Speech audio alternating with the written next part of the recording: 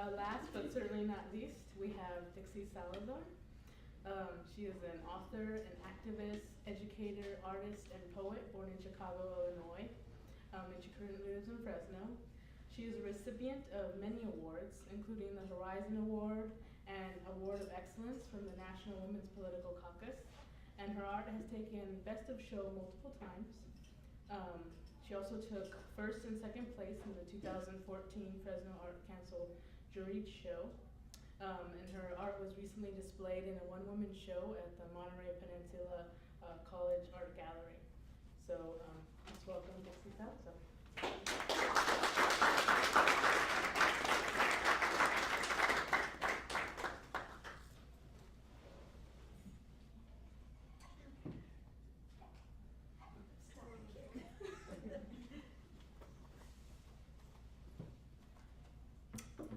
Thank you, Jefferson. I know you did a lot of work for this, and thank you for everybody who put this together. It's a very worthy cause, and I'm very honored to be here. And I'm honored also to be taking Glover's place, which I'm sorry he can't be here. I miss Miss Glover being around. I was asked to talk about Larry Levis and his influence on my writing, so I just came up with some thoughts about that. The imaginative voice definitely was a very strong part of Larry's writing that influenced me. And there's a book called Leaping Poetry by Robert Bly. Anybody familiar with that?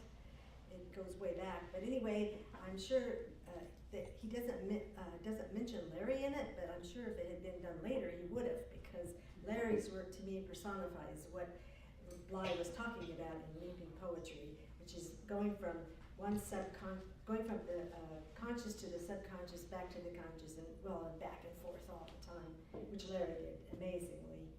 And then undermining the I voice, Larry was a master at that, and I learned a lot from just reading him. Let's see, emphasis on everyday objects and events, and the often overlooked. That was a very big part of Larry's work. I was going to read The Smell of the Sea. It's a long poem. I finally decided I had a hard time picking because there's so many wonderful poems. I love them all. I'm going to read Lost Van Hotel, California, Fresno, 1923. In Fresno, it is 1923, and your shy father has picked up a Chinese fan abandoned among the corsages crushed into the dance floor. On it, a man with scrolls is crossing a rope bridge over gradually whitening water. If you look closely, you can see brushstrokes intended to be trout. You can see that the whole scene is centuries older than the hotel, or Fresno in the hard glare of morning. And the girl who used this fan to cover her mouth or breasts under the cool brilliance of chandeliers is gone on a train, sliding along the tracks that are pitted with rust. All this is taking her south. And as your father opens the fan now, you can see the rope bridge tremble and the lines of concentration come over the face of this thin scholar who makes the same journey alone each year into the high passes, who sleeps on the frozen ground, hearing the snow melt around him as he tries hard not to be involved with it, not to be awakened by a spring that was never meant to include him. And though he hears the geese racket above him as if a stick were held flat against a slat fence by a child running past a house for sale, and though he has seen his son's kites climb the air with clumsy animals, dragons and oxen, painted over them in great detail, he does not care if kites continue to stiffen each year against the sky, the sun. When he lays his one good ear to the ground, he thinks he is the conclusion of something argued over all night. He thinks of his skull as a drum with a split skin left out in the rain, washed continually but not about to be picked up, as someone picks up a fan even out of curiosity, revolves it slowly, and now gently closes it.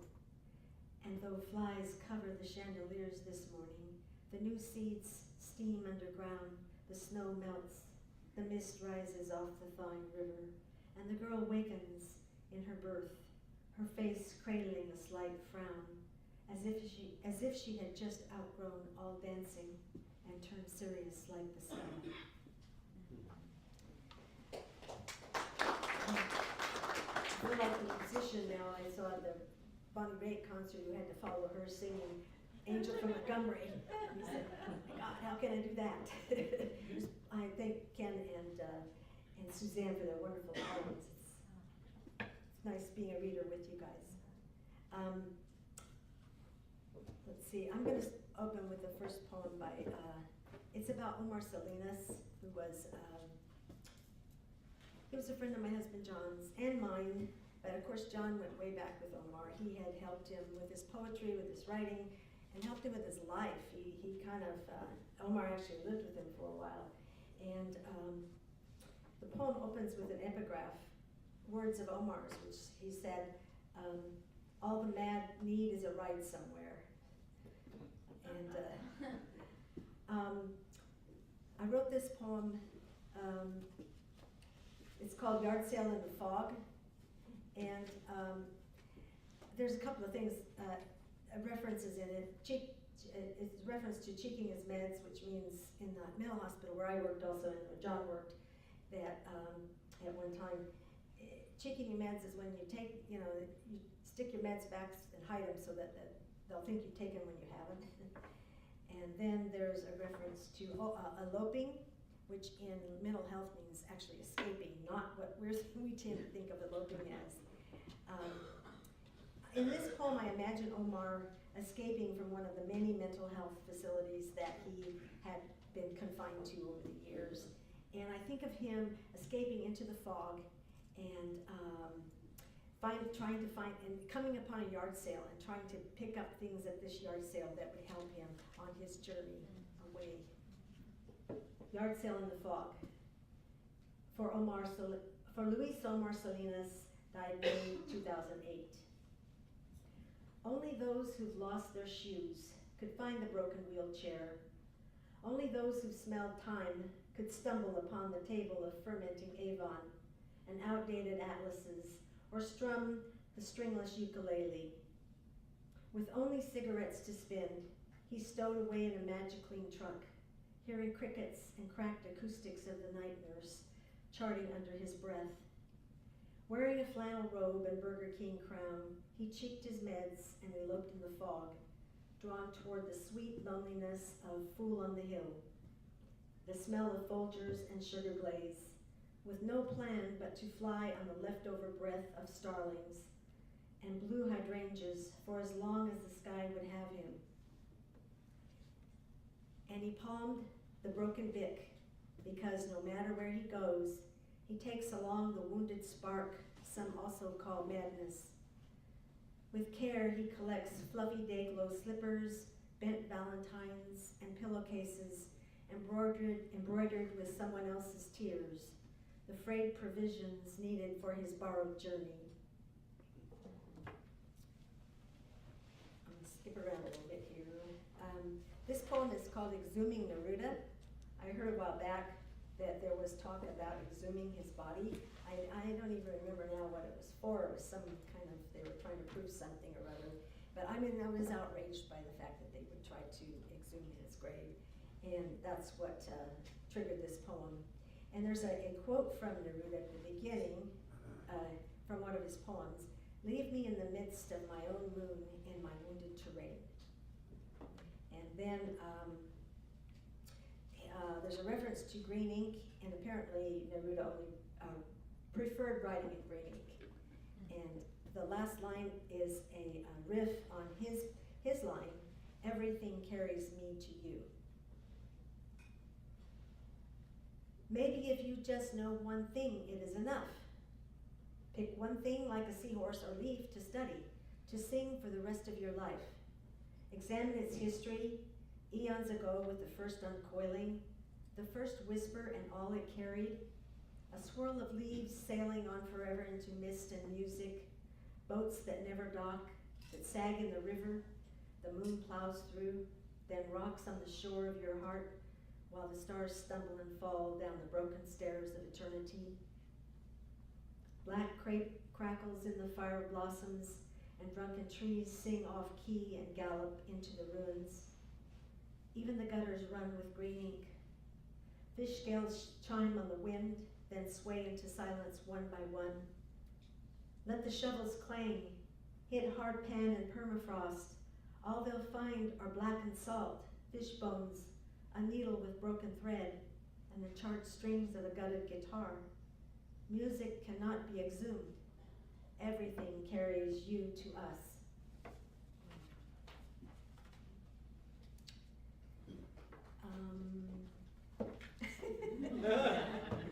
Thank you.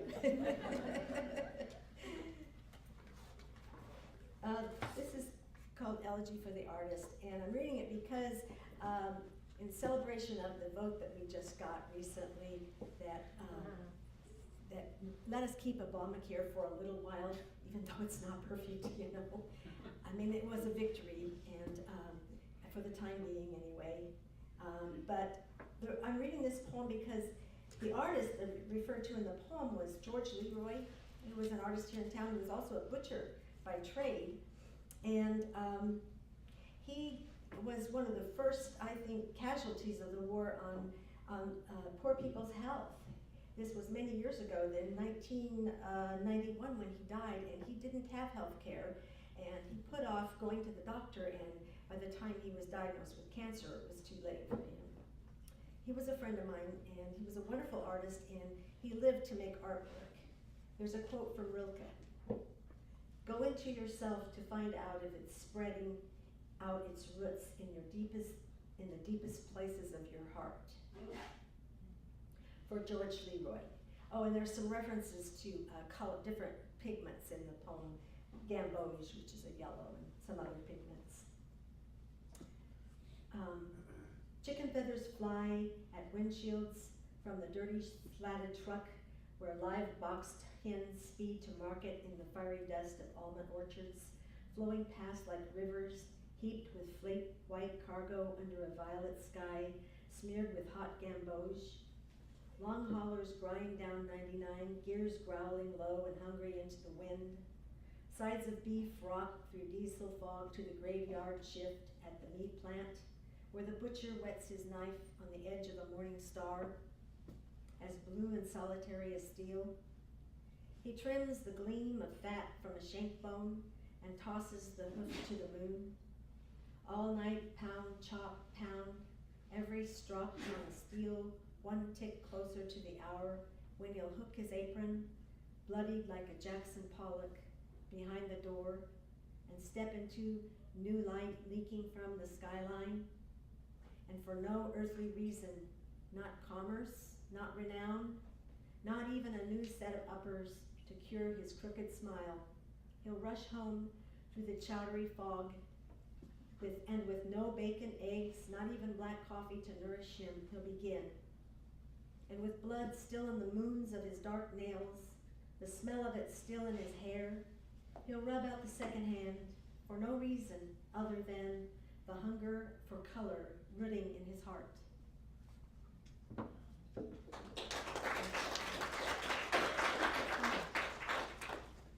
As many of you know, I've been working with the homeless for a number of years now, and with the Dakota Eco Garden and the Eco Village Project, and I have accumulated a number of poems over the years. I'm just going to read one of those. It's a fairly new one. It's called One Paycheck. Trying to figure out where to hold this, the mic and my glasses, and it's not all working out here. Okay. Once I owned a house in Old Fig. Magical garage doors, mirror tiles etched with unicorns, sparkly granite countertops with wall-to-wall debt and black mold seeping through the baseboards. At work, I made coffee for big shots, typed up reports, lied to their wives, and trolled eBay by night. It was a good life, I thought, even with the wobbles. Now I push a wobbly shopping cart filled with all I own. Today, that is, before it's stolen or grabbed by the cops.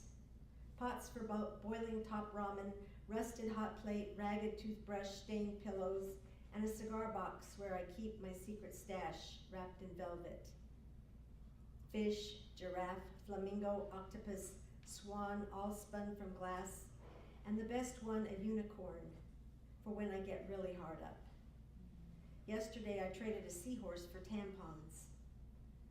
Sitting propped against the cart and morning glories, I watch a soft wind sifting through the car wash, picking up plastic bags and yellowed sales slips from the thrift store. Think of the rows of used clothes, the racks of shoes, the shelves of dishes, candles and books. The stuff of our lives, old and new, becoming old before they're out of the box. I wrap my arms around this old army coat, let the sun swaddle me, soak through the layers, embrace all that survived, all that's discarded. Let's see. You don't have to clap at every poem, but thank you.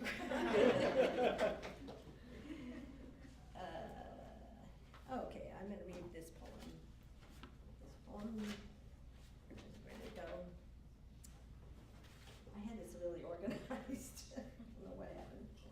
Green Arrow is the title of this poem. Kind of lightened up a little bit, hopefully. Today I wanted to write a poem that smelled like hibiscus in spring, but when I opened my window, the smell of manure drifted in. Like you mash into raised beds and later watch fat, juicy tomatoes jump out of the ground overnight. I wanted a poem like finely spun silk, but when I pushed back my chair, it caught on a hairball coughed up by the cat. So I closed my eyes, but all I could see was the face of the girl in the median at Palm and Shaw with her pleading sign. I hadn't even given her a dime because I didn't want to dig in my purse, and I was in a bad mood, and I missed the Green Arrow and thought about that leftover sushi waiting at home, and what if I had to stand on a corner holding a sign just to get a greasy corn dog from the AM/PM Mini Mart. And then I felt awful and wanted to give her a buck, but the light changed and I couldn't hold up the line. So I raced home in time for the mail, a funeral insurance ad in Spanish, and a letter from the cousin of an African emperor who'd recently died. But the cousin couldn't get all his millions and needed my bank account now so he could split the money with me, a complete stranger. Which for some reason made me think of Billie Holiday's song. Yeah, I'd like to write a poem like that, sweet, acidic. Then, strange blessing, the doorbell rang. Through the screen door, the Virgin Mary was selling ribeye steaks from a van. I was in luck.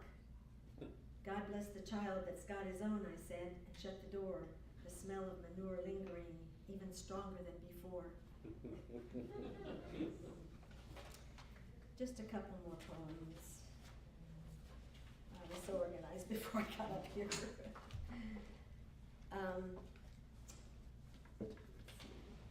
This poem is one I wrote fairly recently. As many of you know, or most, I think everyone probably knows, my husband John Weinberg just passed away, and I wrote this poem for him. It's called The Gift. The last gift you gave me was a knife, a 12-inch steel chef's knife, good for chopping up carrots, greening curls of garlic, or sad translucent onions. I'm using it now to trim a ham bone from our last Christmas meal. The blade shines in the kitchen window like glints from a pocket knife, working initials into the heart of a young sycamore, chelated letters of first love. Like the slick lightning smile of a man who loved bones and pared them down to shiny flutes, clean enough to play hungry tunes on, or like sunlight flaring up from the sea, where we once stood watching sailboats slicing over the waves. I feel a hand on the knife, guiding it deeper and deeper into my heart. The ham falls and curls on the table, ready for split pea soup, to blind the windows with steamy tears. A soup I'll eat alone in the kitchen, watching the pared down moon rise, a thin scar carved into the night sky. And I didn't want to end with that poem. So I'm gonna read this poem just for fun. It's not, I don't even know if I take this poem seriously. It's for fun, okay? It's written in God's voice. Which is, I know, it's taken a few liberties, right? God says, stop it. I've had enough. I'm pulling this crate over. Don't think I won't. You've been carrying on like gibbering jackasses, and I'm sick of it. And stop pointing that gun at your brother. And another thing, I'm sick of your messes. Plastic bags, soda cans, fish bones, and soap scum. Briny rings every place you step. Clean up after yourselves. I'm not your maid. If you can't get along, we'll just sit here forever and stew in our own juices. Don't make me come back there. I did it once. And if you remember, it wasn't pretty. Thank you.